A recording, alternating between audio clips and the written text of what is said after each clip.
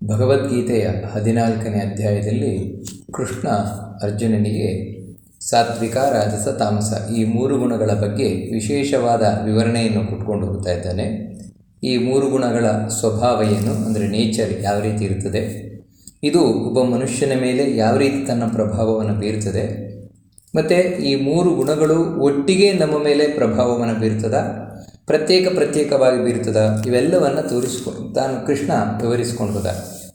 ಈಗ ಬರೀ ಈ ಗುಣಗಳು ನಾವು ಇರುವಾಗ ಮಾತ್ರ ಅಲ್ಲ, ಮತ್ತು ಮರಣಕಾಲದಲ್ಲಿಯೂ ಕೂಡ ಬಹಳಷ್ಟು ತಾವು ಪ್ರಭಾವವನ್ನು ಬೀರ್ತವೆ ಅಂತ ತಿಳಿಸ್ಕೊಂಡು ಹೋಗ್ತಾನೆ ಕೃಷ್ಣ. ಅಂತ ಹೇಳಿದರೆ ಯಾವ ರೀತಿ ಪ್ರಭಾವವನ್ನು ಉಂಟು ಮಾಡ್ತವೆ ಇವುಗಳು ಮರಣಕಾಲದಲ್ಲಿ ಅಂತ ಹೇಳಿದರೆ, ಮುಂದಿನ ನಮ್ಮ ಜನ್ಮ ಯಾವ ರೀತಿ ಇರ್ತದೆ, ಮುಂದೆ ನಾನು ಏನಾಗಿ ಹುಟ್ಟಿ ಬರ್ತೇನೆ ಅನ್ನುವುದು ಈ ಗುಣಗಳ ಪ್ರಭಾವದ ಮೇಲೆ ತಾನು ನಿರ್ಧಾರಿತವಾಗಿರ್ತದೆ ಅಂತ ಹೇಳ್ತಾನೆ ಕೃಷ್ಣ. ಅದು ಹೇಗೆ ಅಂತ ಹೇಳಿದರೆ, ಯದಾ ಸತ್ವೇ ಪ್ರವೃದ್ಧೇತು ಪ್ರಲಯಂ ಯಾತಿ ದೇಹಭೃತ್ ತದೋತ್ತಮವಿದಾನ್ ಲೋಕಾನ್ ಅಮಲಾನ್ ಪ್ರತಿಪದ್ಯತೆ. ಒಬ್ಬ ವ್ಯಕ್ತಿ ಮರಣವನ್ನು ಹೊಂದುವ ಸಂದರ್ಭದಲ್ಲಿ ಅವನಲ್ಲಿ ಸಾತ್ವಿಕ ಗುಣ ಹೆಚ್ಚಾಗಿತ್ತು ಅಂತ ಹೇಳಿದರೆ, ನಾವು ಹಿಂದೆ ನೋಡಿದ ಹಾಗೆ ಸಾತ್ವಿಕ ಗುಣ, ರಾಜಸ, ತಾಮಸ ಈ ಮೂರು ಗುಣಗಳ ಎರಡು ಗುಣಗಳನ್ನು ಮೆಟ್ಟಿ ತಾನು ನಿಂತಿದೆ. ಅಂಥ ಸಂದರ್ಭದಲ್ಲಿ ಇವನ ಪ್ರಾಣ ಹೊರಟೋಯಿತು ಈ ದೇಹದಿಂದ. ಆವಾಗ ಯದಾ ಸತ್ವೇ ಪ್ರವೃದ್ಧೇತು, ಸತ್ವಗುಣ ಬಹಳಷ್ಟು ಹೆಚ್ಚಿದ್ದಾಗ, ಪ್ರಲಯಂ ಯಾಂತಿ ದೇಹಭೃತ್, ಈ ದೇಹದ ಒಳಗೆ ಇರುವಂತಹ ಜೀವ ಯಾವಾಗ ತಾನು ಪ್ರಾಣವನ್ನು ಬಿಡ್ತಾನೆ ಆಗ ತದಾ ಉತ್ತಮವಿದಾಂ ಲೋಕಾನ್ ಅಮಲಾನ್ ಪ್ರತಿಪದ್ಯತೆ ಅಂತ ಹೇಳ್ತಾರೆ. ಉತ್ತಮವಿದರು, ಉತ್ತಮ ಅಂತ ಹೇಳಿದರೆ ಭಗವಂತ ಅಂತ ಹೇಳಿದರೆ ಎಲ್ರಿಗಿಂತಲೂ ಉತ್ತಮನಾದವನು, ಸರ್ವೋತ್ತಮನಾದವನು, ಅವನನ್ನು ತಿಳ್ಕೊಂಡವರು ಉತ್ತಮವಿದರು. ಅಂಥವರ ಲೋಕ ಅಂದರೆ ಅಂಥ ಜನರು, ಆ ಜನರ ಮಧ್ಯದಲ್ಲಿ ಅಥವಾ ಅಂತಹ ಜನರ ಮನೆಯಲ್ಲಿ ಇವನು ಹುಟ್ಟಿ ಬರ್ತಾನೆ. ಅಂದರೆ ಭಗವದ್ಭಕ್ತರ ಮನೆಯಲ್ಲಿ ಹುಟ್ಟಿ ಬರ್ತಾನೆ. ಸತ್ವಗುಣ ಹೆಚ್ಚಾಗಿದ್ದಾಗ ಇವನು ಪ್ರಾಣವನ್ನು ಬಿಟ್ಟರೆ ಅಂತ ಹೇಳಿದರೆ ಮುಂದಿನ ಜನ್ಮ ಅನ್ನುವಂಥದ್ದು ಖಂಡಿತವಾಗಿ ಇವನಿಗೆ ಒಳ್ಳೆಯದಾಗಿರ್ತದೆ. ಯಾವಾಗ ಅಂದರೆ ಸತ್ವಗುಣ ಹೆಚ್ಚಾಗಿದ್ದಾಗ ಇವನು ಪ್ರಾಣ ಬಿಡ್ತಾನಲ್ಲ ಅವಾಗ. ಆದರೆ ಸಾಯುವಾಗ ಸತ್ವಗುಣ ನಮ್ಮಲ್ಲಿ ಹೆಚ್ಚಾಗಿರಬೇಕು ಅಂತ ಹೇಳಿದರೆ ಜೀವನದುದ್ದಕ್ಕೂ ಕೂಡ ಸತ್ವಗುಣವೇ ನಮ್ಮಲ್ಲಿ ಹೆಚ್ಚಾಗಿರಬೇಕು. ಯಾಕಂದರೆ ಒಬ್ಬ ವ್ಯಕ್ತಿ ಪ್ರಾಣವನ್ನು ಬಿಡಬೇಕಾದ್ರೆ ಅವನಿಗೆ ಹೆಚ್ಚು ಪ್ರಭಾವವನ್ನು ಉಂಟು ಮಾಡುವುದು ಯಾವುದು ಅಂತ ಹೇಳಿದರೆ, ಕೃಷ್ಣನೇ ಹಿಂದೆ ಭಗವದ್ಗೀತೆಯಲ್ಲಿ ಹೇಳಿದಾಗೆ ಸದಾ ತದ್ಭಾವ ಭಾವಿತ ಅಂದ, ಜೀವನದಲ್ಲಿ ಅವನಿಗೆ ಹೆಚ್ಚು ಯಾವುದು ಒತ್ತು ಕೊಟ್ಟಿದೆ, ಪ್ರಭಾವವನ್ನು ಉಂಟು ಮಾಡಿದೆ ಇಡೀ ಜೀವನದಲ್ಲಿ, ಅದೇ ಕಡೆ ಕಾಲದಲ್ಲಿ ಅವನಿಗೆ ನೆನಪಿಗೆ ಬರುತ್ತದೆ, ಕಡೆ ಕಾಲದಲ್ಲಿ ಅವನಿಗೆ ಪ್ರಭಾವಕ್ಕೆ ಬರ್ತದೆ ಅಂತ. ಒಂದೊಮ್ಮೆ ಸಾತ್ವಿಕ ಗುಣವನ್ನೇ ಹೆಚ್ಚು ಇವನ ಜೀವನದುದ್ದಕ್ಕೂ ಅಳವಡಿಸಿಕೊಂಡಿದ್ದ, ಅಂದರೆ ಇವನ ಮೇಲೆ ಪ್ರಭಾವವನ್ನು ಬೀರಿತ್ತು ಅಂತಾದರೆ ಖಂಡಿತವಾಗಿಯೂ ಕಡೆ ಕಾಲದಲ್ಲಿ ಸತ್ವಗುಣವನಿಗೆ ಜಾಗೃತವಾಗುತ್ತೆ. ಅದರಿಂದಾಗಿ ಇವನು ಒಳ್ಳೆಯ ಜನ್ಮದಲ್ಲಿ ಮುಂದೆ ಹುಟ್ಟು ಬರ್ತಾನೆ. ಇಲ್ಲಿ ನಮಗೊಂದು ಪ್ರಶ್ನೆ ಬರ್ತದೆ ಅಂತ ಹೇಳಿದರೆ, ಹಾಗಿದ್ರೆ ಸತ್ವಗುಣದಿಂದ ಯಾರು ಕೂಡಿರ್ತಾನೆ ಸಾಯುವ ಸಂದರ್ಭದಲ್ಲಿ ಅವನು ಸತ್ತರೆ ಮೋಕ್ಷಕ್ಕೆ ಹೋಗುವುದಿಲ್ಲ. ಯಾಕಂದರೆ ಕೃಷ್ಣ ಇಲ್ಲಿ ಮತ್ತೆ ಹುಟ್ಟಿ ಬರ್ತಾನೆ ಅಂತ ಹೇಳ್ತಾ ಇದ್ದಾನಲ್ವ ಅಂತ ಸಾಮಾನ್ಯವಾಗಿ ಪ್ರಶ್ನೆ ಬರಬಹುದು. ಮನುಷ್ಯ ಮೋಕ್ಷಕ್ಕೆ ಹೋಗಬೇಕು ಅಂತ ಆಗಬೇಕಾದ್ರೆ ಮುಂದೆ ಹೇಳ್ತಾನೆ ಮೂರು ಗುಣಗಳ ಪ್ರಭಾವವನ್ನು ಮೀರಿ ನಿಂತಿರಬೇಕು. ಹಾಗಿದ್ರೆ ಮಾತ್ರ ಭಗವಂತನ ಲೋಕಕ್ಕೆ ಹೋಗಿ ಸೇರುವಂಥದ್ದು. ಈ ಮೂರು ಗುಣಗಳ ಪ್ರಭಾವಕ್ಕೆ ಒಳಗಾಗಿದ್ದರೆ ಇಲ್ಲಿಯೇ ಇರ್ತಾನೆ. ಅದನ್ನೇ ಇಲ್ಲಿ ತಿಳಿಸ್ತಾ ಇರೋದು. ಯಾಕಂದರೆ ಇಲ್ಲಿ ಹೇಳ್ತಾ ಇರುವಂತಹ ಸಾತ್ವಿಕ ಗುಣ ಅಂತ ಹೇಳಿದರೆ ಇದು ಶುದ್ಧ ಸಾತ್ವಿಕ ಗುಣ ಅಲ್ಲ, 100ಕ್ಕೆ 100% ಸಾತ್ವಿಕ ಗುಣ ಅಲ್ಲ. ಮತ್ತು ಇದರಲ್ಲಿ ಸ್ವಲ್ಪ ರಾಜಸ ತಾಮಸ ಗುಣಗಳ ಮಿಶ್ರಣ ಇದೆ. ಇಲ್ಲಿ ಹೇಳ್ತಾ ಇರುವ ಮೂರು ಗುಣಗಳು ಹಾಗೆ. ಇವಾಗ ರಾಜಸ ಗುಣ ಅಂತ ಹೇಳಿದರೆ 100ಕ್ಕೆ 100% ರಾಜಸ ಗುಣ ಅಲ್ಲ, ಮತ್ತು ಅದರಲ್ಲಿ ಸ್ವಲ್ಪ ಸತ್ವಗುಣ ತಮೋಗುಣಗಳ ಮಿಶ್ರಣವೂ ಇದೆ, ಮಿಕ್ಸಿಂಗ್. ತಮೋಗುಣವೂ ಕೂಡ ಅದೇ ರೀತಿ ಸ್ವಲ್ಪ ಸಾತ್ವಿಕ ಸ್ವಲ್ಪ ರಾಜಸ ಆ ಗುಣದ ಮಿಶ್ರಣವೂ ಕೂಡ ಇದೆ. ಅದಕ್ಕಾಗಿಯೇ ಇಂಥ ಸತ್ವಗುಣವನ್ನು ಕೂಡಿ ಯಾವಾಗ ಪ್ರಾಣ ಬಿಡ್ತಾನೆ ಅವನು ಒಳ್ಳೆಯ ಮನೆಯಲ್ಲಿ, ಒಳ್ಳೆಯ ಕುಲದಲ್ಲಿ, ಒಳ್ಳೆಯವರ ಮಗನಾಗಿ, ಒಳ್ಳೆಯವರು ಅಂದ್ರೇ ದೇವರ ಭಕ್ತರು ಮಗನಾಗಿ ಹುಟ್ಟು ಬರ್ತಾನೆ. ಇನ್ನು ರಜಸಿ ಪ್ರಲಯಂ ಗತ್ವ ಕರ್ಮಸಂಗಿಷು ಜಾಯತೆ ತಥಾ ಪ್ರಲೀನಸ್ತಮಸಿ ಮೂಢಯೋನಿಷು ಜಾಯತೆ. ಅದೇ ಯಾವಾಗ ಇವನು ಮರಣಕಾಲದಲ್ಲಿ ರಜೋಗುಣ ಇವನೊಳಗೆ ಹೆಚ್ಚಾಯಿತು. ಅಂದರೆ ಸತ್ವಗುಣ ಹೆಚ್ಚಾಗುವುದು ಅಂತ ಹೇಳಿದರೆ ಏನು ಒಳಗಿನಿಂದ ಅಂತ ಹೇಳಿದರೆ, ನಾವು ಹಿಂದೆ ನೋಡಿದ ಹಾಗೆ ನಿರ್ಮಲತ್ವ, ಒಳಗಿನಿಂದ ಮನಸ್ಸು ಶುದ್ಧವಾಗುವುದು. ಅಂದರೆ ಯಾರ ಬಗ್ಗೆನೂ ದ್ವೇಷ ಇರೋಲ್ಲ, ಸಾಯುವಾಗ ಯಾರ ಬಗ್ಗೆನೂ ದ್ವೇಷ ಇಲ್ಲ, ಹೊಟ್ಟೆ ಕಿಚ್ಚಿನಿಲ್ಲ, ಆಸೆಗಳಿಲ್ಲ, ಆ ರೀತಿ ಒಂದು ಪ್ರಾಣವನ್ನು ಬಿಡುವುದು. ಅದೇ ರಜೋಗುಣ ಹೆಚ್ಚಾಗಿದ್ದಾಗ ಯಾವಾಗ ಪ್ರಾಣ ಬಿಡ್ತಾನೆ ಅಂದರೆ, ರಜೋಗುಣ ಹೆಚ್ಚಾಗಿರುವುದು ಅಂತ ಹೇಳಿದರೆ ಆಸೆ ಆಕಾಂಕ್ಷೆಗಳು, ಮನೆ ಮಾರು, ಆಸ್ತಿ ಪಾಸ್ತಿ, ಹೆಂಡತಿ ಮಕ್ಕಳು, ಗಂಡ, ಈ ಎಲ್ಲ ಆಸೆಗಳ ಒಳಗೆ ತುಂಬಿಕೊಂಡಿರ್ತಾನೆ. ಈ ಆಸೆ ಇಟ್ಟುಕೊಂಡೇ ಸಾಯ್ತಾನೆ. ಅವಾಗ ಏನಂತ ಹೇಳಿದರೆ, ಮುಂದಿನ ಜನ್ಮದಲ್ಲಿ ತಾನು ರಾಜಸರ ಮಧ್ಯದಲ್ಲಿಯೇ ಹುಟ್ಟಿ ಬರ್ತಾನೆ ಅಂತ ಹೇಳ್ತಾನೆ. ಕರ್ಮ ಸಂಯುಜ್ಯಾಯತೆ ಅಂದರೆ ರಾಜಸರ ಮಧ್ಯದಲ್ಲಿ ಹುಟ್ಟಿ ಬರ್ತಾನೆ ಅಂದರೆ, ಯಾರು ಬರೀ ಆಸೆಯನ್ನಿಟ್ಟುಕೊಂಡು ಕರ್ಮ ಮಾಡ್ತಾ ಇರ್ತಾರೆ. ಏನು ಮಾಡಲಿಕ್ಕೆ ಹೋದರೂ ಲಾಭ ನೋಡು, ಅಲ್ಲಿ ಏನು ನನಗೆ ಲಾಭ ಸಿಗತ್ತೆ, ಇಲ್ಲೇ ನನಗೆ ಲಾಭ ಸಿಗತ್ತೆ, ಹೊರತು ಅದಕ್ಕಿಂತ ಹೆಚ್ಚಿನದಾದಂತಹ ಒಂದು ದೇವರ ಪ್ರೀತಿಗಾಗಿ ಅಥವಾ ಇದು ನನ್ನ ಧರ್ಮ ಅಂತ ಈ ರೀತಿ ಇಲ್ಲವೇ ಇಲ್ಲ. ಅಂಥವರಲ್ಲಿ ತಾನು ಹುಟ್ಟಿ ಬರ್ತಾನೆ. ಇಂತಹ ಕರ್ಮ ಸಂಘಿಗಳಲ್ಲಿ ಅಂತ ಹೇಳಿದರೆ ಬರೀ ಕರ್ಮ ಕರ್ಮ ಕರ್ಮ ಆಸೆಯಿಂದ ಕರ್ಮ ಮಾಡುವವರು ಅವರ ಮಧ್ಯದಲ್ಲಿ ಹುಟ್ಟಿ ಬರ್ತಾನೆ. ಇವರಿಗೆ ದೇವರು ಬೇಡ ಅಂತಲ್ಲ, ಬೇಕು. ಯಾಕಂದರೆ ದೇವರಿಂದಲೂ ಏನಾದರೂ ಆಸೆ ಸಿಗತ್ತೆ ಅಂತ ಆಗಿದೆ. ತನ್ನ ಆಸೆ ಪೂರ್ಣ ಆಗುತ್ತಾ, ಅದಕ್ಕೆ ದೇವ್ರ ಪೂಜೆ ಮಾಡ್ತಾನೆ. ಇಲ್ಲ, ಈ ದೇವರನ್ನು ಪೂಜೆ ಮಾಡಿದರೆ ನನ್ನ ಆಸೆ ಪೂರ್ಣ ಆಗೋಲ್ಲ, ಆ ದೇವರನ್ನು ಪೂಜೆ ಮಾಡೋಲ್ಲ. ಮತ್ತು ಇನ್ನೊಂದು ಯಾವುದು ದೇವರು, ಈ ದೇವರನ್ನು ಪೂಜೆ ಮಾಡಿದರೆ ನನಗೆ ಬೇಗ ನನ್ನ ಆಸೆ ಪೂರ್ಣ ಆಗುತ್ತೆ, ಅಲ್ಲಿ ಹೋಗ್ತಾನೆ. ನೋಡಿ, ಈ ರೀತಿ ಇರುವಂಥವರು ರಾಜಸ ಜನರು, ಅವರ ಮಧ್ಯದಲ್ಲಿ ಹುಟ್ಟಿ ಬರ್ತಾನೆ. ಇನ್ನು ಯಾರು ಸಾಯುವ ಸಂದರ್ಭದಲ್ಲಿ ತಮೋಗುಣ ಹೆಚ್ಚಾಗಿದೆ, ತಮೋಗುಣ ಹೆಚ್ಚಾಗಿದ್ದಾಗ ಯಾರು ತಾನು ಮರಣವನ್ನು ಹೊಂದಿದ ಅವನ ಕಥೆ ಏನಾಗುತ್ತೆ ಅಂತ ಹೇಳಿದರೆ, ಅವನು ಮೂಢ ಯೋನಿಷಿಯಾಗಿದೆ. ಕ್ಲಲೀನ ತಮಸಿ, ತಮಸ್ಸು ಹೆಚ್ಚಾಗಿದ್ದಾಗ, ತಮೋಗುಣ ಹೆಚ್ಚಾಗಿದ್ದಾಗ ಯಾವಾಗ ಸತ್ತ ಅವನಂತೂ ಮೂರ್ಖ ಜನ್ಮದಲ್ಲಿ ಹುಟ್ಟಿ ಬರ್ತಾನೆ, ಕೆಟ್ಟ ಜನ್ಮಗಳಲ್ಲಿ ಹುಟ್ಟಿ ಬರ್ತಾನೆ. ಅಂದರೆ ಅಸುರರ ಮನೆಯಲ್ಲಿ, ದೈತ್ಯರ ಮನೆಯಲ್ಲಿ, ಅಥವಾ ಅಸುರ ದೈತ್ಯರಂತೆ ಇರುವಂತಹ ಭಯೋತ್ಪಾದಕರ ಮನೆಯಲ್ಲಿ ತಾನು ಹುಟ್ಟಿ ಬರ್ತಾನೆ. ಹುಟ್ಟಿ ಬರುವುದು ಮಾತ್ರ ಅಲ್ಲ, ಇವನ ಬೆಳವಣಿಗೆ ಹಾಗೆ ಇರ್ತದೆ. ಭಯೋತ್ಪಾದಕನ ಮನೆಯಲ್ಲಿ ಹುಟ್ಟಿ ಇವನು ಒಬ್ಬ ಭಯೋತ್ಪಾದಕನೇ ಆಗ್ತಾನೆ. ಅಸುರನ ಮನೆಯಲ್ಲಿ ಹುಟ್ಟಿ ಇವನೊಬ್ಬ ಅಸುರನೇ ಆಗ್ತಾನೆ. ಈ ರೀತಿ ನಾವು ಸಾಯುವಾಗ ಯಾವ ಗುಣ ಹೆಚ್ಚಾಗಿ ಇದ್ದುಕೊಂಡು ಸಾಯ್ತೇವೆ ಅದು ನಮ್ಮ ಮುಂದಿನ ಜನ್ಮ ಆಗಿರುತ್ತದೆ ಅಂತ ಹೇಳ್ತಾನೆ. ಇದೆಲ್ಲ ಯಾಕೆ ಕೃಷ್ಣ ವಿವರಣೆಯನ್ನು ಕೊಡ್ತಾ ಇದ್ದಾನೆ ಅಂದರೆ, ಅದರಿಂದಾಗಿ ನಮ್ಮ ಜೀವನದಲ್ಲಿ ತಮೋಗುಣವನ್ನು ಹೆಚ್ಚು ಮಾಡಿಕೊಳ್ಳೋದು ಬೇಡ.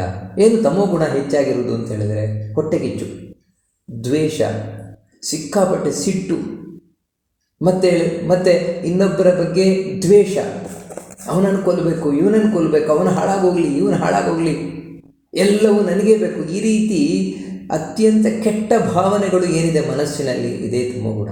ನಾವಿಲ್ಲಿ ಗಮನಿಸಬೇಕಾದದ್ದೇನೆಂದರೆ, ಈ ರಾಜಸ, ತಾಮಸ ಹಾಗೂ ಸಾತ್ವಿಕ ಈ ಮೂರು ಗುಣಗಳು ತಮ್ಮ ಪ್ರಭಾವವನ್ನು ಮನಸ್ಸಿನ ಮೇಲೆ ಬೀಳ್ತವೆ, ಇನ್ಯಾವುದರ ಮೇಲೂ ಅಲ್ಲ. ಅದಕ್ಕೆ ಇವನು ಎಂಥ ಮನಸ್ಸನ್ನವನಾಗಿ ಸಾಯ್ತಾನೆ, ಅದಕ್ಕೆ ಸರಿಯಾಗಿ ಮುಂದೆ ಹುಟ್ಟಿ ಬರ್ತಾನೆ. ಇದನ್ನು ಕೃಷ್ಣ ತಿಳಿಸ್ಕೊಂಡು ಹೋಗ್ತಾನೆ. ಇನ್ನು ಕರ್ಮಣ ಸುಕೃತಸ್ಯ ಸಾತ್ವಿಕಂ ನಿರ್ಮಲಂ ಫಲಂ ರಜಸಸ್ತು ಫಲಂ ದುಃಖಂ ಅಜ್ಞಾನಂ ತಮಸಃ ಫಲಂ.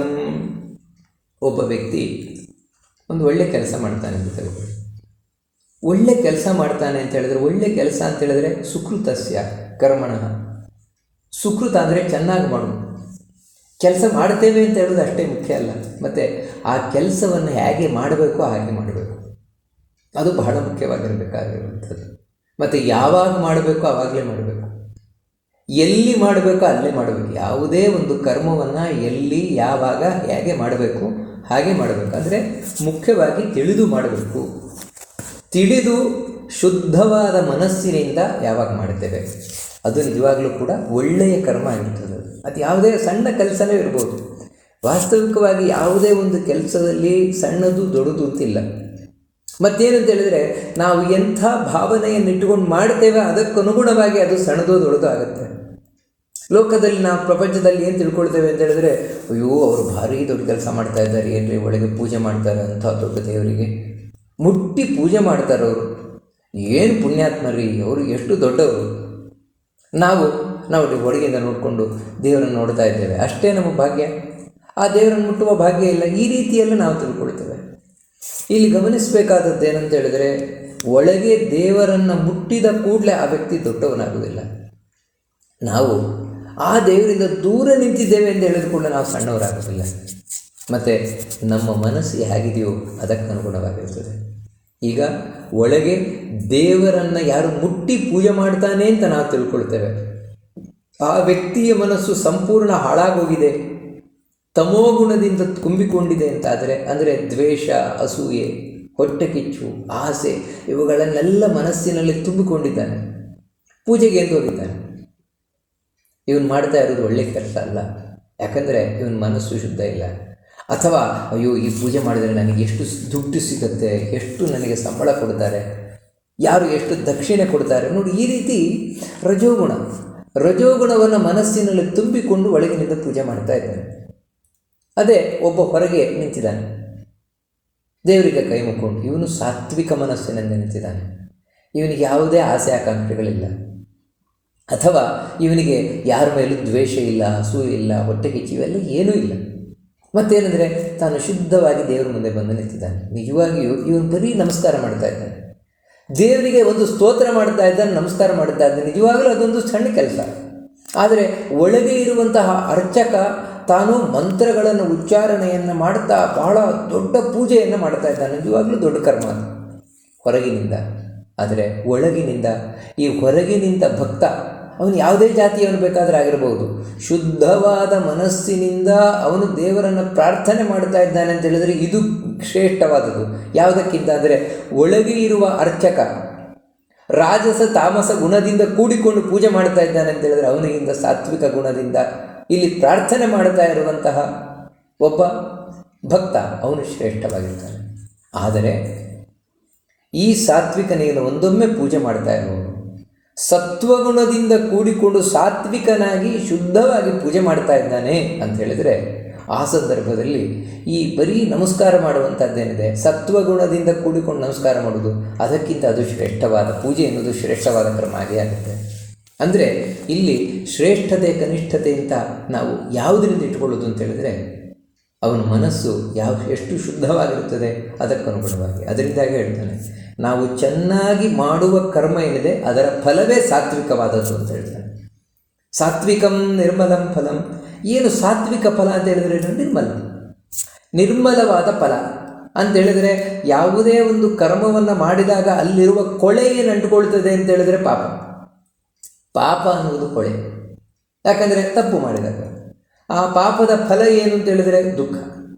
ಆದರೆ ನಾವು ಯಾವಾಗ ಚೆನ್ನಾಗಿ ತಿಳಿದು ಭಕ್ತಿಯಿಂದ ಮಾಡ್ತೇವೆ ಆಗ ಅದಕ್ಕೆ ಪಾಪ ಅಂಟುಕೊಳ್ಳಲ್ಲ. ಯಾಕಂದರೆ ಅಲ್ಲಿ ಯಾವುದೇ ಆಸೆ ಆಕಾಂಕ್ಷೆಗಳಿಲ್ಲ, ಮತ್ತು ಕೇವಲ ದೇವರ ಪ್ರೀತಿಗೋಸ್ಕರ ಮಾಡ್ತಾ ಇರೋದಷ್ಟೇ. ದೇವರ ಪ್ರೀತಿಗೋಸ್ಕರ ಮಾಡ್ತಾ ಇರುವುದರಿಂದಾಗಿ ಅವನಿಗೆ ಯಾವುದೇ ಪಾಪ ಬಂದು ಅಂಟ್ಕೊಳ್ಳೋದಿಲ್ಲ, ಅದರಿಂದಾಗಿ ಯಾವುದೇ ದುಃಖ ಆಗುವುದಿಲ್ಲ. ಇವನು ಮಾಡಿದ್ರಿಂದ ಯಾವುದೇ ದುಃಖ ಆಗುವುದಿಲ್ಲ. ಮಾಡ್ತಾ ಅರ್ಧದಲ್ಲಿ ನಿಂತರೂ ಕೂಡ ಯಾವುದೇ ದೋಷ ಬರುವುದಿಲ್ಲ. ಪ್ರಾರಂಭ ಮಾತ್ರ ಇಚ್ಛಾವ ವಿಷ್ಣು ಧರ್ಮೇನ ನಿಷ್ಫಲ ಅಂತ ಹೇಳಿದಾಗೆ, ದೇವರ ಪ್ರೀತಿಗೋಸ್ಕರ ನಾನು ಮಾಡ್ತಾ ಇದ್ದೇನೆ, ನನ್ನ ಪಾಲಿನ ಕರ್ತವ್ಯ ಮಾಡ್ತಾ ಇದ್ದೇನೆ, ಅದರಲ್ಲಿ ತಪ್ಪಾದರೂ ತೊಂದರೆ ಇಲ್ಲ. ಯಾಕಂದರೆ ನಾನು ಮಾಡಲೇಬೇಕಾದದ್ದು. ಮಧ್ಯದಲ್ಲಿ ನಿಂತರೂ ತೊಂದರೆ ಇಲ್ಲ, ಯಾಕಂದರೆ ನಾನು ಮಾಡಲೇಬೇಕಾದದ್ದು, ನನಗೆ ಯಥಾಶಕ್ತಿ ಮಾಡಿದ್ದೇನೆ.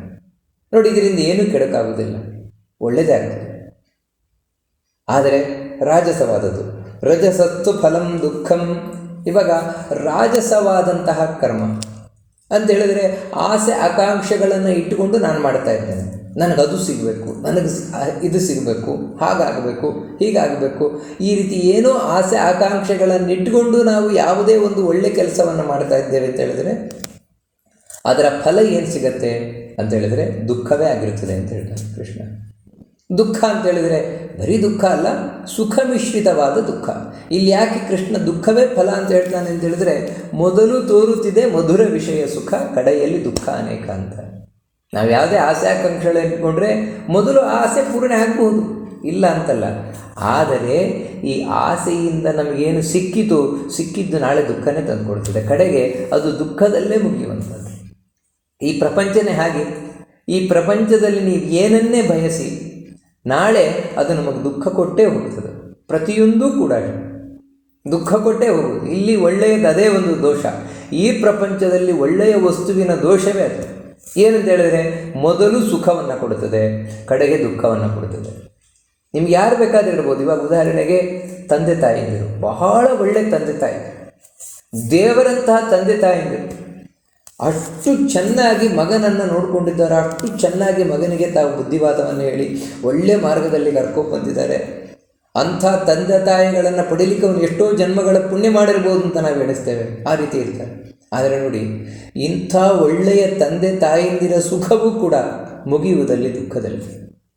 ಯಾವಾಗ ಅಂತ ಹೇಳಿದರೆ, ಆ ತಂದೆ ತಾಯಂದಿರು ಹೊರಟೋದ್ರು ತುಂಬ ದುಃಖ ಪಡ್ತಾನೆ. ಅಯ್ಯೋ, ಇಂಥ ತಂದೆ ತಾಯಂದಿರು ಹೋಗ್ಬಿಟ್ರಲ್ವ, ಅಂದರೆ ಈ ಸುಖ ಮುಗಿದದಲ್ಲಿ ದುಃಖದಲ್ಲಿ.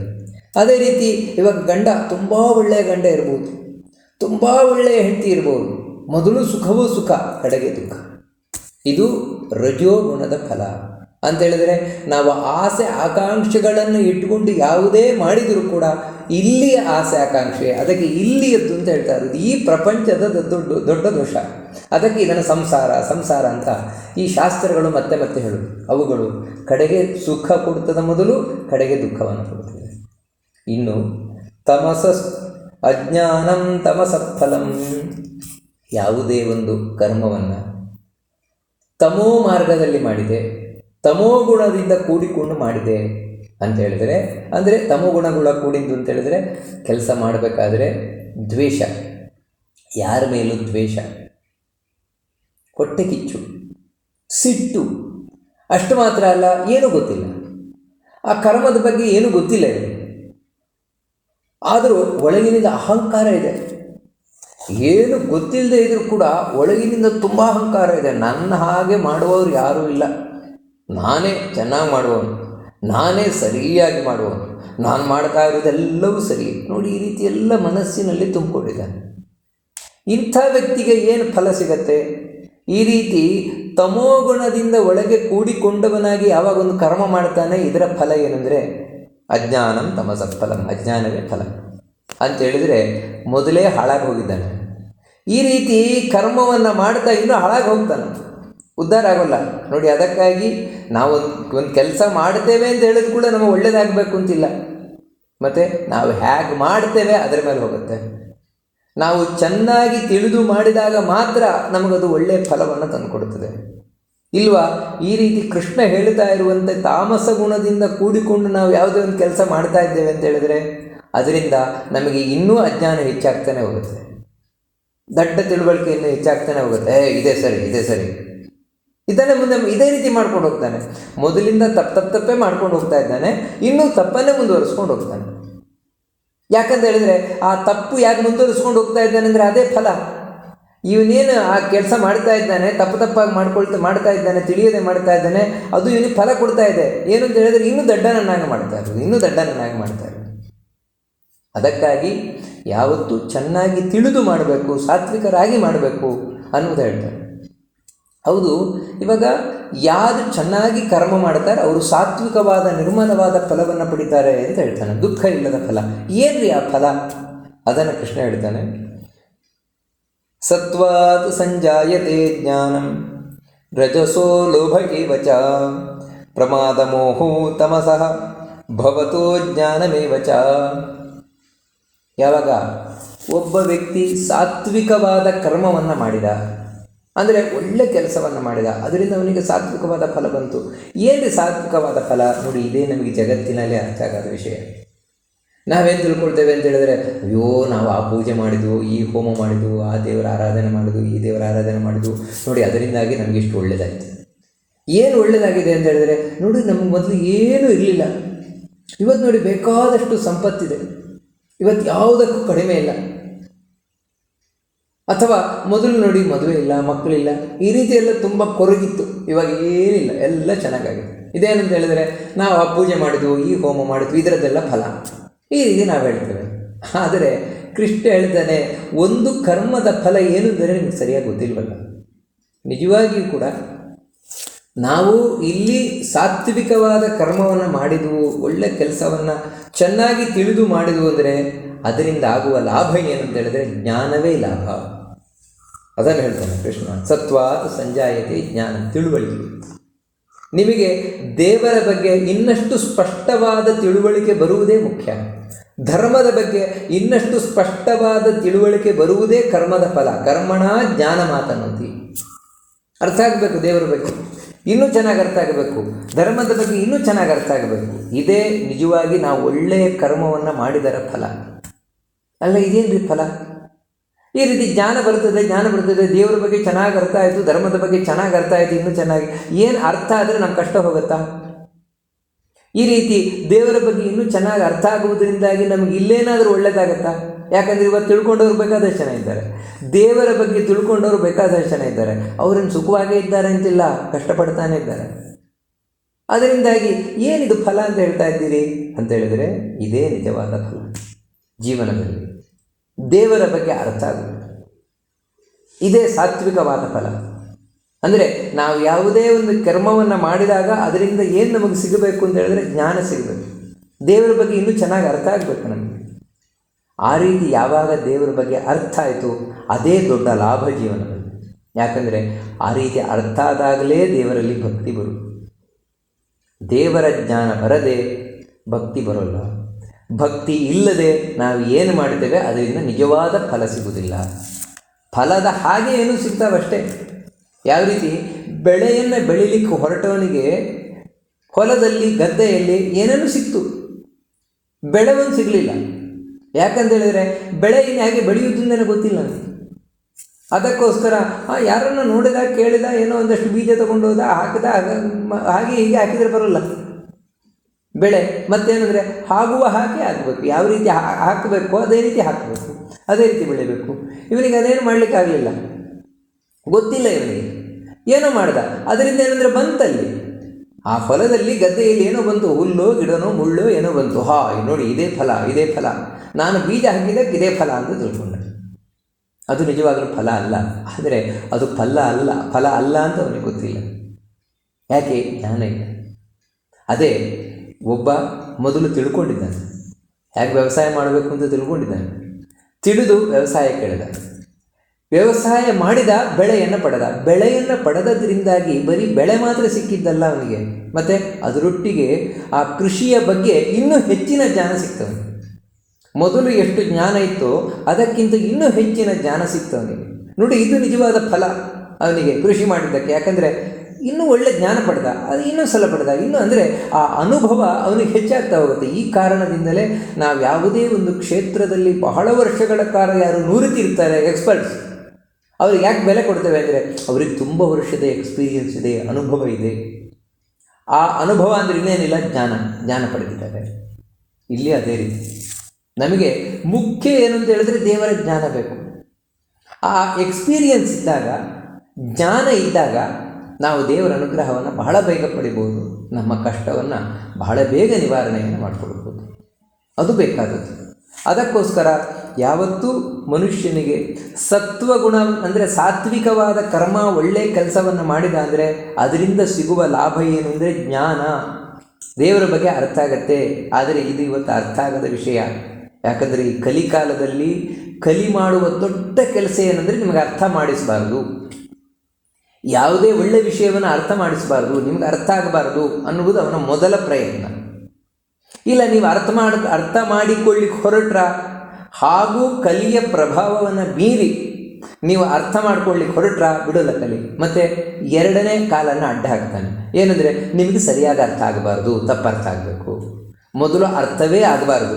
ಇಲ್ಲ, ನಾನು ಇನ್ನೂ ಅರ್ಥ ಮಾಡ್ಕೊಳ್ತೀವಿ ಹೊರಟ್ರ ನಿಮಗೆ ಸರಿಯಾಗಿ ಅರ್ಥ ಆಗಬಾರ್ದು, ತಪ್ಪೇ ಅರ್ಥ ಆಗಬೇಕು. ಇಲ್ಲಿ ಜಾರಿ ಬೀಳ್ತದೆ. ಮತ್ತೆ ತಪ್ಪು ಅರ್ಥ ಮಾಡಿಕೊಳ್ಳಿದ್ದಾರೆ, ಅದರಿಂದಲೂ ಪ್ರಯೋಜನ ಇಲ್ಲ. ತಪ್ಪು ಅರ್ಥ ಮಾಡಿಕೊಳ್ಳಿದ್ರಿಂದಲೂ ಪ್ರಯೋಜನ ಇಲ್ಲ. ಆದರೆ ಯಾವಾಗ ನಾವು ಒಳ್ಳೆ ಕರ್ಮವನ್ನು ಮಾಡಿದೆವು, ಚೆನ್ನಾಗಿ ತಿಳ್ಕೊಂಡು ಮಾಡಿದೆವು, ಅದರಿಂದ ಈ ಕಲಿಯ ಪ್ರಭಾವ ನಮ್ಮ ಮೇಲೆ ಕಮ್ಮಿಯಾಗಿ ನಮಗೆ ಒಳ್ಳೆಯ ಜ್ಞಾನ ಬರ್ತದೆ ದೇವರ ಬಗ್ಗೆ. ಅದರಿಂದ ನಿಜವಾದ ಭಕ್ತಿ ಬರ್ತದೆ. ಅದರಿಂದಾಗಿ ನಾವು ಈ ಕಷ್ಟಗಳಿಂದ ಪಾರಾಗಲಿಕ್ಕೆ ಸಾಧ್ಯ ಇದೆ. ಯಾಕಂದರೆ ಜ್ಞಾನಪೂರ್ವಕವಾಗಿ ಮಾಡುವ ಒಂದು ಕರ್ಮ ಜ್ಞಾನ ಇಲ್ಲದೆ ಮಾಡುವ 1000 ಕರ್ಮಕ್ಕಿಂತಲೂ ಹೆಚ್ಚಾಗಿರುತ್ತದೆ. ನಾನು ಒಂದು ದೇವಸ್ಥಾನಕ್ಕೆ 100 ಸುತ್ತು ಬರಬಹುದು, 1000 ಸುತ್ತು ಬರಬಹುದು. ಒಳಗಿರುವ ದೇವರು ಯಾರು ಅಂತ ಗೊತ್ತಿಲ್ಲ, ಆ ದೇವರಿಗೆ ಯಾಕೆ ಪ್ರದಕ್ಷಿಣೆ ಬರಬೇಕು ಅಂತ ಗೊತ್ತಿಲ್ಲ, ಹೇಗೆ ಪ್ರದಕ್ಷಿಣೆ ಬರಬೇಕು ಅಂತ ಗೊತ್ತಿಲ್ಲ. ಇದೇನೂ ಜ್ಞಾನ ಇಲ್ಲದೆ ಸುಮ್ಮನೆ ಎತ್ತು ಗಾಣವನ್ನು ಸುತ್ತಿದಾಗ ನಾನು ಸುತ್ತುತ್ತಾ ಇದ್ದೇನೆ. ಇಂತಹ 1000 ನಮಸ್ಕಾರಕ್ಕಿಂತ ಒಬ್ಬ ವ್ಯಕ್ತಿ ಚೆನ್ನಾಗಿ ತಿಳ್ಕೊಂಡು ಒಳಗೆ ದೇವರು ಯಾರಿದ್ದಾನೆ, ಅವನು ಮಹಿಮೆ ಏನು, ಹೇಗೆ ಪ್ರದಕ್ಷಿಣೆ ಬರಬೇಕು, ಇದೆಲ್ಲ ತಿಳ್ಕೊಂಡು ಒಂದು ಪ್ರದಕ್ಷಿಣೆ ಹಾಕಿದರೆ ಈ 1000 ಪ್ರದಕ್ಷಿಣೆಗಿಂತ ಹೆಚ್ಚು ಫಲ ಪಡಿತಾನೆ. ಇದು ಜ್ಞಾನಕ್ಕಿರುವ ಮಹತ್ವ. ಅಂತಹ ಜ್ಞಾನವನ್ನು ಪಡಿತಾನೆ ಒಳ್ಳೆ ಕೆಲಸ ಮಾಡಿದ್ರಿಂದಾಗಿ. ನೋಡಿ, ಇದು ನಿಜವಾದ ಫಲ. ಇವತ್ತು ನಾವಿದನ್ನು ಅರ್ಥ ಮಾಡ್ಕೊಳ್ಬೇಕಾಗ್ತದೆ. ಯಾಕಂದರೆ ಕಲಿಯುಗದಲ್ಲಿ ಜ್ಞಾನವನ್ನು ಫಲ ಅಂತ ನಾವು ತಿಳ್ಕೊಳ್ಳೋದೇ ಇಲ್ಲ. ನಮಗೆ ಫಲ ಏನು ಅಂತ ಹೇಳಿದರೆ ರಜಸೋ ಲೋಭ ಏವಚ ಇದೆ, ರಜೋಗುಣದಿಂದ ಉಂಟಾಗ್ತದಲ್ಲ ಅದು. ಅಂದರೆ ಒಬ್ಬ ವ್ಯಕ್ತಿ ರಜೋಗುಣದಿಂದ ಕೂಡಿಕೊಂಡು ಕರ್ಮ ಮಾಡಿದ ಅಂತ ಹೇಳಿದರೆ ಅದರಿಂದ ಬರುವ ಫಲ ಏನು? ಕೃಷ್ಣ ಹೇಳಿದ ಫಲಂ ದುಃಖಂ ಅಂತ. ದುಃಖವೇ ಫಲ, ಅಂದರೆ ಸುಖದಿಂದ ಕೂಡಿದ ದುಃಖ. ಹೇಗೆ ಅಂತ ಹೇಳಿದರೆ ಅದೇ ಲೋಭ ಅಂತ ಕೃಷ್ಣ ಹೇಳ್ತಾನೆ. ದುರಾಸೆಯಿಂದ ಕೂಡ್ಕೊಂಡಿರೋದು ಇದೇ ಫಲ. ಆ ದುರಾಸೆ ಅವನಿಗೆ ಹೇಗೆ ಉಟ್ಕೊಂಡಿದೆ ಅಂದರೆ ಮೊದಲು ಇತ್ತು ಒಳಗೆ ಸ್ವಲ್ಪ, ಇವಾಗ ಇನ್ನೂ ಹೆಚ್ಚಾಯಿತು. ಹೇಗೆ ಹೆಚ್ಚಾಯಿತು ಅಂತ ಹೇಳಿದ್ರೆ ದುರಾಸೆ ಹೆಚ್ಚಾಗಲಿಕ್ಕೆ ಕಾರಣ ಇಂಥ ರಜೋಗುಣದಿಂದ ಕೂಡಿದ ಕರ್ಮಗಳನ್ನೇ ಮಾಡ್ತಾ ಇರೋದು. ನನಗೆ ದುಡ್ಡು ಸಿಗಬೇಕು, ನಾನು ಸ್ವರ್ಗಕ್ಕೆ ಹೋಗಬೇಕು, ನಾನು ಹಾಗಾಗಬೇಕು, ಹೀಗಾಗಬೇಕು, ಶುರುವಾಯಿತು. ಇಂಥ ಆಸೆ ಆಕಾಂಕ್ಷೆಗಳು ಶುರುವಾಯಿತು. ಈ ಶುರುವಾಗಿದ್ದು ಮೊದಲು ಇತ್ತು, ಇವಾಗ ಇನ್ನೂ ಹೆಚ್ಚಾಗ್ತಾ ಹೋಯಿತು. ಹೀಗೆ ರಜೋಗುಣದಿಂದಾಗಿ ಲೋಭಿತನ ಶುರುವಾಗತ್ತೆ, ಅವನಿಗೆ ದುರಾಸೆ ಹೆಚ್ಚಾಗ್ತಾ ಹೋಗುತ್ತೆ ಮನುಷ್ಯನಿಗೆ ಅಂತ ತಿಳಿಸ್ಕೊಂಡು ಹೋಗ್ತಾರೆ. ಅಲ್ಲ, ಆಗಲಿ ಬಿಡ್ರಿ, ಏನಾಯ್ತು ಇವಾಗ ಅಂತ ಹೇಳಿದರೆ, ಯಾವಾಗ ಮನುಷ್ಯನಿಗೆ ಜಿಪುಣತನ ಹೆಚ್ಚಾಗ್ತಾ ಹೋಗುತ್ತೆ ಆಗಲೇ ದುಃಖಕ್ಕೆ ಕಾರಣ. ನನಗೇ ಬೇಕು ಅಂತ ಬಯಸಿದಾಗಲೇ ದುಃಖಕ್ಕೆ ಕಾರಣ. ಅಯ್ಯೋ, ದೇವರು ಕೊಟ್ಟರೆ ಸಿಗತ್ತೆ, ಇಲ್ಲದಿರಲಿಲ್ಲ ದುಃಖ ಇಲ್ಲ. ದೇವರು ಕೊಟ್ಟನ ಸಂತೋಷ, ಕೊಡಲಿಲ್ವಾ ದುಃಖ ಇಲ್ಲ. ಯಾಕಂದರೆ ದೇವರು ಕೊಡಲಿಲ್ಲ. ಇಲ್ಲ, ನನಗೇ ಬೇಕು ಅಂತ ಬಯಸಿದಾಗಲೇ ಸಿಗದೇ ಇದ್ದಾಗ ದುಃಖ. ಹೀಗೆ ಜಗತ್ತಿನಲ್ಲಿ ಅನೇಕ ಮಂದಿ ಅಂದರೂ ನೋಡಿ, ಸಾಮಾನ್ಯ 99% ಜನ ದುಃಖಕ್ಕೆ ಕಾರಣ ಅಲ್ಲ. ದುಃಖ ಪಡಲಿಕ್ಕೆ ಕಾರಣ ಏನಂತ ಹೇಳಿದ್ರೆ ಇದೇ ರಜೋಗುಣದಿಂದ ತಾವು ಕೂಡಿಕೊಂಡು ಕರ್ಮವನ್ನು ಮಾಡಿ ಅದರ ಫಲವಾಗಿ ಇದನ್ನೇ ಪಡಿತಾರೆ. ಏನಂತ ಹೇಳಿದ್ರೆ ಲೋಭಿತನ, ದುರಾಸೆಯನ್ನು ತಾವು ಪಡಿತಾರೆ. ಇನ್ನು ತಮೋಗುಣದಿಂದ ಕೂಡಿಕೊಂಡು ಒಂದು ಕರ್ಮವನ್ನು ಮಾಡಿದ, ಅದರ ಫಲ ಏನು ಅಂತ ಹೇಳಿದರೆ ಅಜ್ಞಾನಂ ತಮಸ ಫಲಂ ಅಂತ ಹೇಳ್ತಾನೆ ಕೃಷ್ಣ. ಹಿಂದೆ ಹೇಳಿದ್ದಾನೆ ಅಜ್ಞಾನ.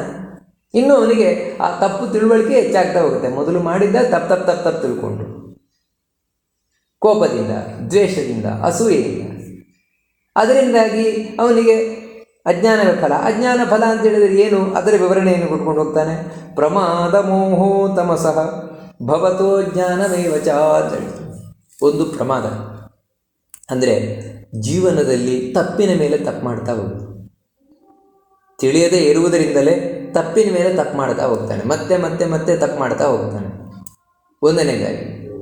ಎರಡನೇದೇನು ಅಂತ ಹೇಳಿದ್ರೆ ಮೋಹ ಅಂತ ಹೇಳಿದರೆ ಇವನು ವಿಪರೀತವಾಗಿ ತಿಳ್ಕೊಳ್ಳೋದು ಅಂತ ಹೇಳಿದರೆ, ಇಲ್ಲಿ ತಪ್ಪಾಗಿ ತಿಳ್ಕೊಳ್ಳೋದು ಒಂದು, ತಪ್ಪಾಗಿ ಮಾಡೋದೊಂದು. ಜೀವನದಲ್ಲಿ ಇವನು ಯಾವತ್ತೂ ಇದೇ ರೀತಿಯೇ ಮಾಡ್ತಾ ಇರೋದು. ತಪ್ಪಾಗಿ ತಿಳ್ಕೊಳ್ಳೋದು, ತಪ್ಪಾಗಿ ಮಾಡೋದು, ತಪ್ಪಾಗಿ ತಿಳ್ಕೊಳ್ಳೋದು, ತಪ್ಪಾಗಿ ಮಾಡೋದು.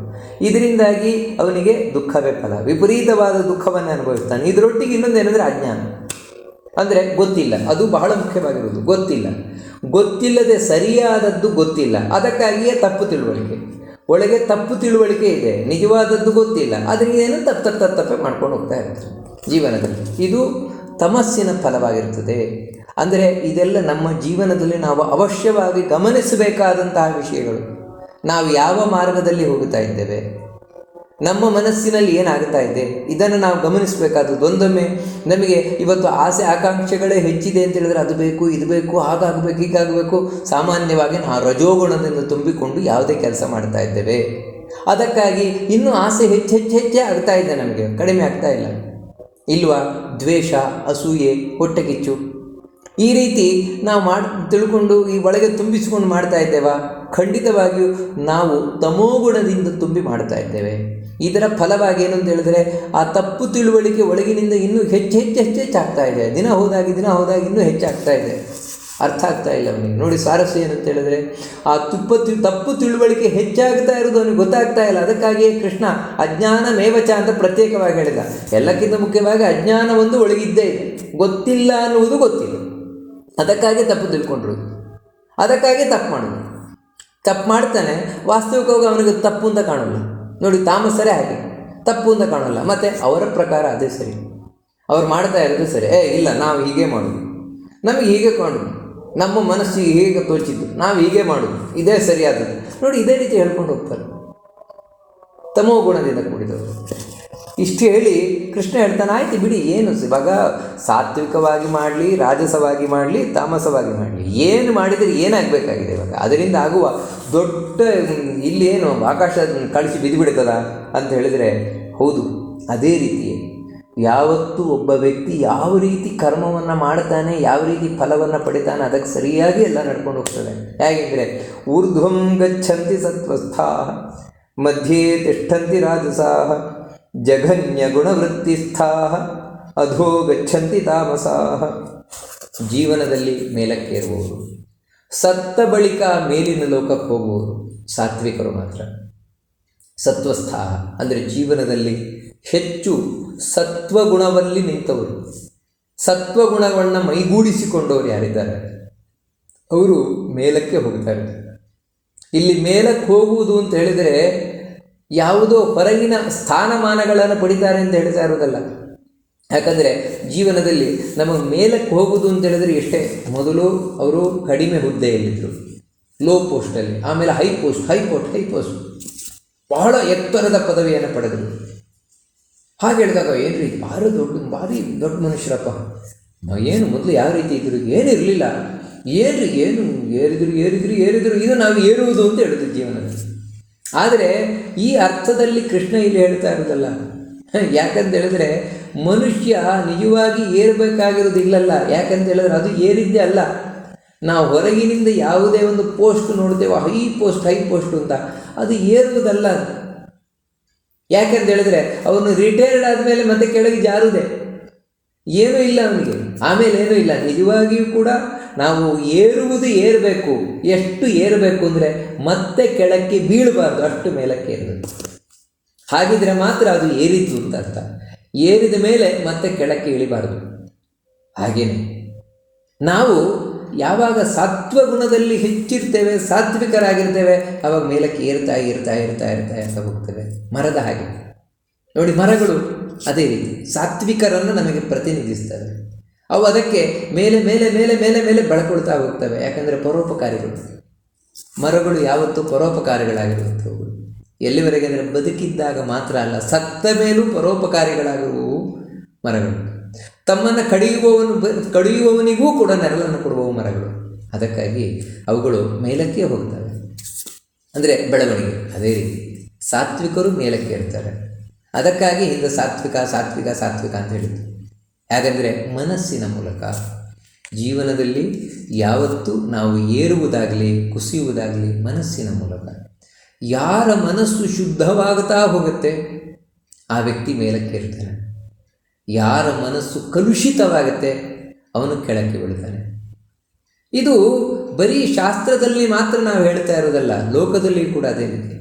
ಲೋಕದಲ್ಲಿ ಯಾವ ವ್ಯಕ್ತಿಗಳು ತುಂಬ ಮನಸ್ಸನ್ನು ತಮ್ಮ ಹಿಡಿತದಲ್ಲಿ ಇಟ್ಕೊಂಡಿರ್ತಾರೆ, ಅದಕ್ಕಾಗಿಯೇ ತಾವು ಬಹಳ ಗಂಭೀರವಾಗಿರ್ತಾರೆ, ಮತ್ತು ಆ ಮನಸ್ಸಿನ ಹಿಡಿತದ ತಪ್ಪು ಯಾವತ್ತೂ ವರ್ತಿಸುವುದಿಲ್ಲ. ಅಂದರೆ ಜೆಂಟ್ಲ್ ಮ್ಯಾನ್ ಅಂತ ಹೇಳ್ತೇವಲ್ಲ, ಆ ರೀತಿ ಇರ್ತಾರೆ.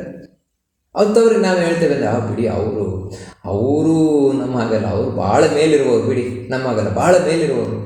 ಬಹಳ ಮೇಲೆ ಅಂತ ಹೇಳಿದ್ರೆ ಏನರ್ಥ? ಹೊರಗಿನಿಂದಲ್ಲ, ಹೊರಗಿನಿಂದ ಒಬ್ಬ ಸಾಮಾನ್ಯ ವ್ಯಕ್ತಿಯೇ. ಆದರೆ ಒಳಗಿನಿಂದ ಅಷ್ಟು ಎತ್ತರಕ್ಕೇರಿದ್ದಾರೆ, ಅಂತರಂಗದಿಂದ ಎತ್ತರಕ್ಕೇರಿದ್ದಾರೆ ಅಂದರೆ ಇದು ಏರಬೇಕಾಗಿದೆ. ಇದು ಸಾತ್ವಿಕ ಗುಣ ಇದ್ದಾಗ ಮಾತ್ರ ಇಂಥ ಏರಿಕೆ ಸಾಧ್ಯವಾಗುತ್ತೆ. ಇನ್ನು ಮಧ್ಯೆ ತಿಷ್ಠಂತಿ ರಾಜಸಾಃ.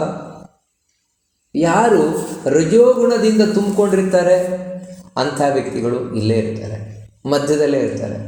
ಅಂದರೆ ಹುಟ್ಟುವುದು, ಸಾಯುವುದು, ಮತ್ತೆ ಇಲ್ಲೇ ಇರುವುದು. ಅಂದರೆ ಇವರೇನು ಅಂತ ಹೇಳಿದ್ರೆ ಆ ಕಡೆ ಮೇಲಕ್ಕೆ ಏರುವುದಿಲ್ಲ, ಈ ಕಡೆ ಕೆಳಗೆ ಇಳಿಯುವುದಿಲ್ಲ. ಅದರ ಮಧ್ಯದಲ್ಲಿ ಅಂದರೆ ಮೇಲಕ್ಕೆ ಏರಿದಾಗ ಆಗ್ತಾರೆ, ಮತ್ತೆ ಇಲ್ಲಿಗೆ ಬರ್ತಾರೆ, ಕೆಳಕ್ಕೆ ಹೋದಾಗ ಹೋಗ್ತಾರೆ, ಮತ್ತೆ ಇಲ್ಲಿಗೆ ಬರ್ತಾರೆ. ಇವರೊಂಥರ ಚಕ್ರದಲ್ಲಿ ಸಿಲುಕಿದಾಗಿರುವರು. ಅದೇ ಸಂಸಾರ ಚಕ್ರದಲ್ಲಿ ಸಿಲುಕಿದವರು ಇವರು. ಸಂಸಾರ ಯಾವ ರೀತಿ ಒಂದು ಚಕ್ರದಲ್ಲಿ ಒಂದು ಹುಳ ಸಿಕ್ಕಾಕಿಕೊಳ್ತು ಅಂತ ಹೇಳಿದ್ರೆ ಅದು ಮೇಲಕ್ಕೆ ಹೋಗುತ್ತೆ ಅಂತ ಹೇಳೋಣ, ಕೆಳಗೆ ಬರುತ್ತೆ ಅಂತ ಹೇಳೋಣ. ಮೇಲಕ್ಕೆ ಹೋಗುತ್ತೆ, ಕೆಳಕ್ಕೆ ಬರುತ್ತೆ, ಮೇಲಕ್ಕೆ ಹೋಗುತ್ತೆ, ಕೆಳಗೆ ಬರುತ್ತೆ. ಕಡೆಗೆ ಇಷ್ಟೇ ಹೇಳ್ಬೋದಾ? ಇಲ್ಲರಿ, ಅದು ಒಂದೇ ಕಡೆ ಇದು ಬಿಡ್ತದೆ. ಅದೊಂದು ಒಂದೇ ರೀತಿ ಅಂದರೆ ಆ್ಯಾವರೇಜ್ ನೋಡಿದಾಗ ಇಲ್ಲ, ಅದೇ ರೀತಿ ಮೇಲಕ್ಕೆ ಕೆಳಕ್ಕೆ ಹೋಗ್ತಾ ಇರುತ್ತೆ. ಯಾಕಂದರೆ ಒಂದು ಮನಸ್ಸೇ ಆ ರೀತಿ. ಈ ವ್ಯಕ್ತಿಗಳ ಮನಸ್ಸು ಯಾವತ್ತೂ ಈ ರೀತಿ ಚಂಚಲವಾದ ಮನಸ್ಸು.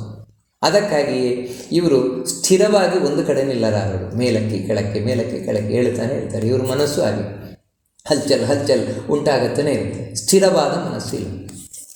ಇನ್ನು ಜಘನ್ಯ ಗುಣವೃತ್ತಿತ್ತ ತಮೋಗುಣದಿಂದ ಕೂಡಿದ ಮಂದಿ.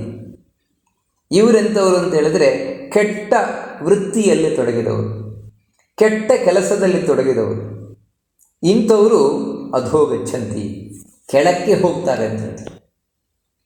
ಇವರು ಯಾವತ್ತೂ ಕೆಳಕ್ಕೆ ಹೋಗುವರು, ಮೇಲಕ್ಕೆ ಇರುವುದೇ ಇಲ್ಲ. ಅಂದರೆ ಇಂಥ ಜನರನ್ನೇ ನಾವು ಹೇಳೋದು ಭೂಮಿಗೆ ಭಾರ ಅಂತ. ಯಾಕಂದರೆ ಆ ಕಲ್ಲು ಭೂಮಿಗೆ ಭಾರ. ಅದಕ್ಕಾಗಿ ನೀವು ಮೇಲಕ್ಕೆ ಎಸೆದ್ರೂ ಕೆಳಕ್ಕೆ ಬೀಳುವುದು, ಮೇಲಕ್ಕೆ ಹೋಗುವುದಿಲ್ಲ. ಯಾಕಂದರೆ ಭಾರ ಆಗಿರುವುದರಿಂದಲೇ. ಹಾಗೆ ಇಂಥ ತಾಮಸ ವ್ಯಕ್ತಿಗಳು ಭೂಮಿಗೆ ಭಾರವಾಗಿರ್ತಾರೆ, ಕೆಳಕ್ಕೆ ಹೋಗ್ತಾರೆ. ಜೀವನದಲ್ಲೂ ಅಷ್ಟೇ. ಜೀವನದಲ್ಲೂ ಇವರು ಏಳಿಗೆಯನ್ನು ಪಡೆದಾಗೆ ಪಡಿತಾರೆ ಹೊರತು ನಿಜವಾಗಲೂ ಮಾನಸಿಕವಾಗಿ ಇವರು ತುಂಬ ಕೆಟ್ಟ ಆಲೋಚನೆಗಳಿಂದ ಕೂಡಿರ್ತಾರೆ. ಅದಕ್ಕಾಗಿಯೇ ಮನಸ್ಸಿನಿಂದ ಕೆಳಗೆ ಹೋಗ್ತಾರೆ. ನಾವು ಯಾವತ್ತೂ ನಮ್ಮ ಮನಸ್ಸಿನಿಂದ ದ್ವೇಷ, ಅಸೂಯೆ, ಹೊಟ್ಟೆಕಿಚ್ಚು ಇವುಗಳನ್ನೆಲ್ಲ ಅಳವಡಿಸಿಕೊಂಡು ಅಂತ ಹೇಳಿದ್ರೆ ನಾವು ಮನಸ್ಸಿನಿಂದ ಬಹಳಷ್ಟು ಕೆಳಗೆ ಕುಸಿತಾ ಹೋಗ್ತೇವೆ. ಹೊರಗಿನಿಂದ ಬೇಕಿದ್ರೆ ಮೇಲಕ್ಕೆ ಇರಬಹುದು, ದುಡ್ಡು ಕಾಸು ಆಸ್ತು ಪಾಸ್ತಿ ಕೋಟಿಗಟ್ಟಲೆ ಮಾಡ್ಬೋದು ಅವನು. ಆದರೆ ಒಳಗಿನಿಂದ ತುಂಬ ಕುಸಿತ ಕಂಡಿರ್ತಾನೆ. ಅದರ ಪರಿಣಾಮವಾಗಿ ಇವನು ಯಾರಿಗೂ ಇಷ್ಟ ಆಗೋಲ್ಲ. ಹೊರಗಿನಿಂದ ಬೆಲೆ ಕೊಡ್ಬೋದು, ಯಾಕಂದರೆ ಇವನ ಹತ್ರ ದುಡ್ಡು ಇದೆಯಲ್ವಾ, ಸ್ಥಾನ ಇದೆ, ಮಾನ ಇದೆ. ಆದರೆ ಒಳಗಿನಿಂದ ಯಾರೂ ಇವನನ್ನು ಇಷ್ಟಪಡೋಲ್ಲ ಇಂಥ ವ್ಯಕ್ತಿಯನ್ನು. ಯಾಕಂದರೆ ಇವನು ಕೆಳಕ್ಕೆ ಹೋಗುವನು ಯಾವತ್ತಿಂದ ಯಾವತ್ತಿಗೂ ಕೂಡ. ಹೀಗೆ ಒಬ್ಬ ವ್ಯಕ್ತಿ ಮೇಲಕ್ಕೇರಬೇಕಾ, ಸತ್ತ ಬಳಿಕವೂ ನಾವು ಉತ್ತಮ ಲೋಕವನ್ನು ಪಡಿಬೇಕು ಅಂತ ಹೇಳಿದ್ರೆ ನಾವು ಸಾತ್ವಿಕರಾಗಿರಬೇಕು. ಅದರಿಂದ ಸತ್ತವರೆಲ್ಲರೂ ಮೇಲಕ್ಕೆ ಹೋಗೋಲ್ಲ. ಮತ್ತು ಸತ್ತವರಲ್ಲಿ ಯಾರು ಸಾತ್ವಿಕರಿರ್ತಾರೆ ಅವರು ಮಾತ್ರ ಮೇಲಕ್ಕೆ ಹೋಗ್ತಾರೆ. ಮತ್ತು ಸತ್ತವರಲ್ಲಿ ಯಾರು ತಾಮಸರಿದ್ದಾರೆ ಅವರು ಕೆಳಕ್ಕೆ ಹೋಗೋದು. ನಾವು ಬಾಯಲ್ಲಿ ಹೇಳೋದು ಮಾತ್ರ, ಬಿಡಿ ಅವ್ರ ಮೇಲಕ್ಕೆ ಹೋದರು ಅಂತ ಬಾಯಲ್ಲಿ ಹೇಳೋದು ಮಾತ್ರ. ರಾಜಸ್ಥನಾಗಿದ್ದರೆ ಅವನು ಮೇಲಕ್ಕೂ ಇರೋಲ್ಲ, ಕೆಳಕ್ಕೂ ಇರೋಲ್ಲ. ಮತ್ತು ಮೇಲಕ್ಕೆ ಕೆಳಕ್ಕೆ ಮತ್ತೆ ಇಲ್ಲಿ ಹುಟ್ಟಿ ಈ ರೀತಿ ಅವನು ಚಕ್ರದಲ್ಲಿ ಸಿಕ್ಕು ಒದ್ದಾಡ್ತಾ ಇರ್ತಾನೆ. ಇದು 3 ಗುಣಗಳಿಂದ ಆಗುವಂತಹ ಗತಿ ಅಂತ ಹೇಳಿದ್ರೆ ಕಡೆಗೆ ನಾವು ಏನೇನು ಆಗ್ತೇವೆ, ಎಲ್ಲಿಗೆ ಹೋಗ್ತೇವೆ ಅದನ್ನು ಬಹಳ ಸ್ಪಷ್ಟವಾಗಿ ತಿಳಿಸ್ಕೊಂಡು ಹೋಗಿ ಇಷ್ಟು ಗುಣಗಳ ವಿವರಣೆಯನ್ನು ಕೊಟ್ಟ. ಹೌದು, ಇವಾಗ ಈ ಗುಣಗಳ ಪ್ರಭಾವದಿಂದ ನಾವು ಮೇರಿ ನಿಲ್ಲಿಗೆ ಸಾಧ್ಯ ಉಂಟಾ, ಅಥವಾ ಇದೇ ರೀತಿಯ ನಮ್ಮ ಜೀವನ ಇದೇ ರೀತಿ ಈ 3 ಗುಣಗಳ ಪ್ರಭಾವಕ್ಕೆ ಒಳಗಾಗಿ ಸಾತ್ವಿಕವೋ, ರಾಜಸವೋ, ತಾಮಸವೋ ಅದಕ್ಕನುಗುಣವಾಗಿ ಕೆಲವು ಸಲ ಒಳ್ಳೆಯವರಾಗಿರೋದು, ಕೆಲವು ಸಲ ಕೆಟ್ಟವರಾಗಿರೋದು, ಕೆಲವು ಸಲ ಕೆಟ್ಟವರಲ್ಲ ಒಳ್ಳೆಯವರಲ್ಲ, ಆ ರೀತಿ ಇರುವಂಥದ್ದು ಇದೇ ರೀತಿ ಮುಂದುವರಿತದ ಅನ್ನುವ ಪ್ರಶ್ನೆಗೆ ಕೃಷ್ಣ ಮುಂದೆ ಉತ್ತರ ಕೊಡ್ತಾನೆ. ಅದೇನಂತ ಮುಂದೆ ನೋಡೋಣ ಅಂತ ಹೇಳ್ತಾ ಉಪನ್ಯಾಸವನ್ನು ಮಧ್ವಾಂತರ್ಗತ ಭಗವಂತನಿಗೆ ಅರ್ಪಣೆಯನ್ನು ಮಾಡೋಣ. ಶ್ರೀಕೃಷ್ಣ ಅರ್ಪಣಮಸ್ತು.